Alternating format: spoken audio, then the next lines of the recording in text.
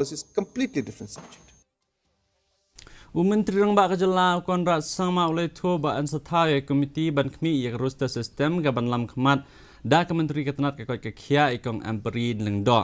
habakran markilat pathai khubor hadin jong Jingialang jong Baroh Seng Pyrthei ne ka sngi Myntri Rangbah Jylla ula ong ba an sapenrung shushu kidkhat sakani komiti ka ban kentup yakin ngilam na Baroh Seng Pyrthei ka Jylla Hakan ke Jingialang lepen iru ia kerukom terekam jong roster system bat Myntri Rangbah oleh tu ba kini simbenta hakan ke Jingialang kelapen pau ia ke jing snguhon bat ke jing pensyai ru halor ke jing penterekam ia ke roster system.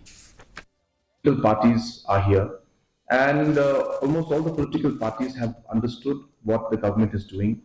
and they have appreciated also the concerns. Of course, there are challenges and there will always be challenges, but on a whole, what the process we've followed and the way we are thinking of moving forward is something that almost all the political parties, all the opposition parties, everybody has appreciated it and they are in line, they are seeking some more clarification, but in principle they have understood how we will move forward.